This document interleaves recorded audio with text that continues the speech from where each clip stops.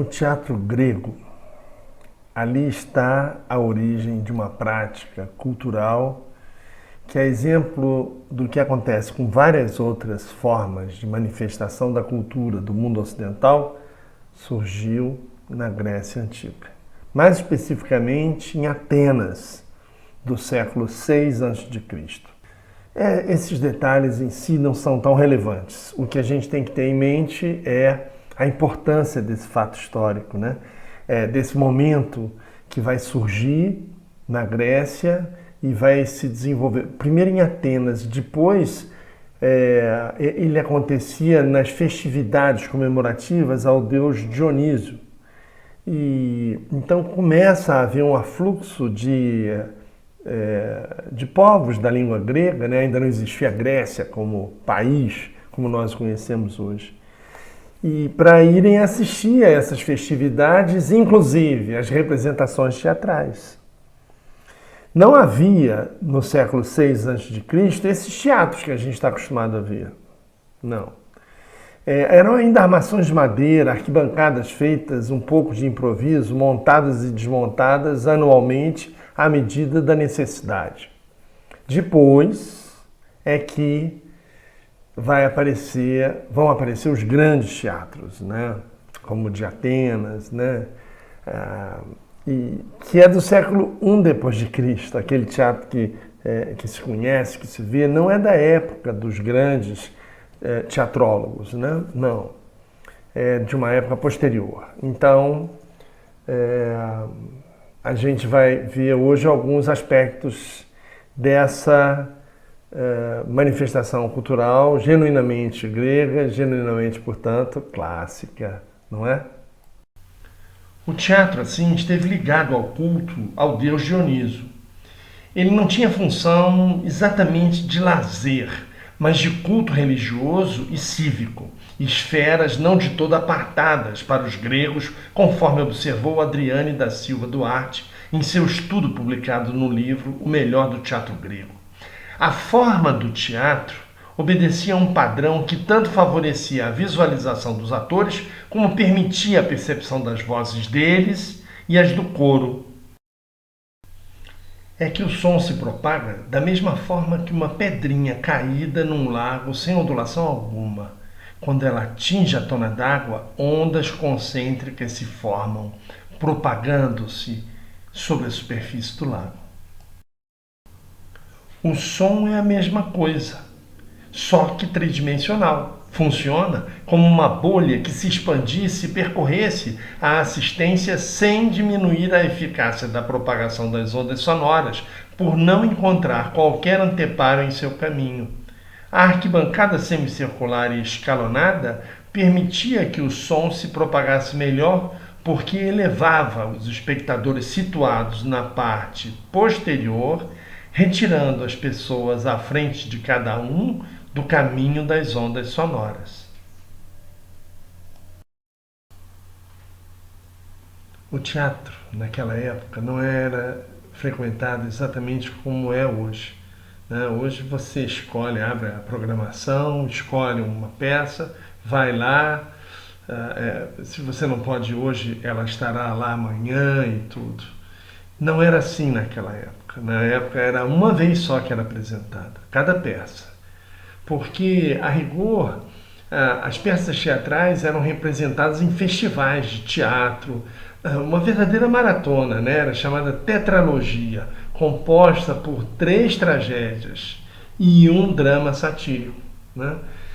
Que acontecia durante as celebrações ao deus Dionísio. Então tinha um calendário religioso a cumprir. E aí as pessoas iam para assistir e frequentavam o teatro dessa forma. Era parte de um rito cultural em que as questões religiosas, cívicas e destinadas ao fortalecimento dos vínculos identitários eram essenciais, né? A ligação de Dioniso com o teatro se dava através de alguns pontos. Em primeiro lugar, no seu culto, se colocava uma máscara presa a uma coluna e, em volta dessa, uma túnica, como acontecia com os atores nas peças teatrais. Era assim que eles atuavam, com máscaras e túnicas. A máscara permitia ao ator vivenciar a alteridade, incorporar o outro vivido no teatro da mesma forma que Dioniso, como Deus, podia assumir qualquer aparência que quisesse. Um outro aspecto é que, nas celebrações devotadas a Dioniso, a prática da música, da dança e da ingestão do vinho levavam as pessoas ao abandono de si e à experiência do transe. Nessas celebrações a Dioniso, havia o ditirambo, hino coral executado nas festas em homenagem a Dioniso, que estaria na origem da tragédia, e o canto fálico, com o qual se acompanhavam as procissões do deus, favorecendo a fertilidade da terra e estando na origem das comédias. São os heróis e os deuses extraídos das epopeias míticas, os personagens das tragédias, enquanto que o cidadão comum, imerso nos problemas do dia a dia, é quem fornece o protagonista das comédias. Pisístrato é um tirano ateniense que institui os concursos teatrais da cidade, o que foi mantido depois com o retorno da democracia no século V. As grandes Dionísias, o maior desses festivais, aconteciam na época da primavera, quando as condições de navegação eram mais favoráveis. E o que acontecia é que a cidade ficava cheia. E isso ajudou a divulgar imensamente a própria cultura ateniense dentro primeiro da Ática e na sequência no Peloponeso, e nas regiões limítrofes, Eubéia, Tessália e por aí vai. Então, o teatro esteve no seu apogeu sempre associado ao calendário religioso dionisíaco. O elenco praticamente não variava de uma peça a outra. Nas tragédias, o coro somava de 12 a 15 integrantes, enquanto que os atores eram em número de 3. Nas comédias, o coro tinha 24 membros e o elenco 4. Os atores das tragédias e das comédias eram sempre homens.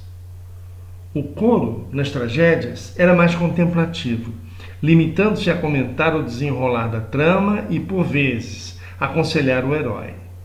Mas, nas comédias, o coro era mais atuante e independente, podendo até criticar o protagonista. Bom, a gente viu então que o teatro na Grécia Antiga tinha uma dimensão extraordinária. Era interesse de toda a coletividade, não era só um lazer, Absolutamente. A sua função transcendia isso tudo. Ela era uma prática que interessava a toda a comunidade como prática religiosa, como afirmação identitária, como parte de um festival que a própria religião na Grécia Antiga subordinava e marcava a hierarquia dos chamados aristocratas. Algumas pessoas eram consideradas descendentes de deuses e tudo mais. Então, a exaltação desses deuses tinha uma função também de afirmação de toda a estratificação social que havia na Grécia Antiga. Isso é um aspecto importante a gente considerar. Por isso ela foi tão cultuada, ela foi tão apoiada pela coletividade, ela inclusive deixou de ser cobrada, Passou a ser uma entidade aberta ao público e patrocinada em certa parte pelo Estado ateniense, em certa parte pelos aristocratas interessados nessa prática, Os chamados coregos, Coregos eram membros ricos que mantinham o funcionamento do coro, Subsidiavam as pessoas do coro. Os membros do coro tinham que ensaiar, porque eles eram sorteados, eles não eram profissionais da área, Então eles tinham que ensaiar, eles tinham que alguém que fazia indumentária para eles, O próprio diretor tinha uma função tão importante, tão necessária, que era chamado de dídaskalos, que significava professor. Ele era um professor. Bom, o funcionamento, a gente pode achar que era uma coisa estritamente assim retórica, literária, mas o teatro em si já tinha toda a sua estrutura que hoje em dia existe, né? Ele já tinha, de uma forma rudimentar, é verdade, mas já tinha, né? O cenário, que foi uma coisa introduzida por Sófocles, que é um dos maiores, talvez mais popular de todos os tragediógrafos da época, né? A chamada enciclema, que era uma plataforma giratória, né? Que permitia rodar o palco, então o público vê o interior das cenas, dos quartos, das casas, né? Porque às vezes algumas coisas aconteciam apenas no plano da sugestão. A violência, por exemplo, não era nunca praticada abertamente, né? Na cena de Medeia, né? Eurípides concebe todo o assassinato das crianças pela sugestão, né? Quando o enciclema vira, aparece então o interior do recinto onde houve o crime, então as pessoas já estavam lá, né? Atingidas pela tragédia em si, né? Então, e também tinha a máquina, né? A máquina era uma espécie de uma grua, né? De um guindaste que, movido por manivelas e tudo,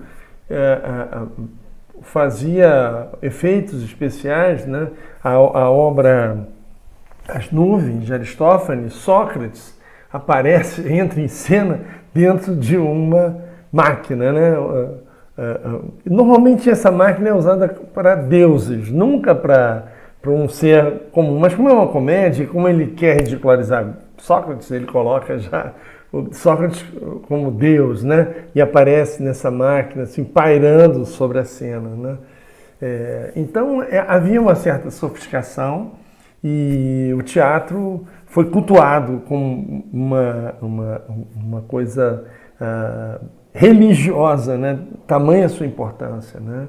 Então é isso, ficamos por aqui. Daqui a pouco a gente volta, vai falar mais um pouquinho sobre agora algumas peças teatrais em especial.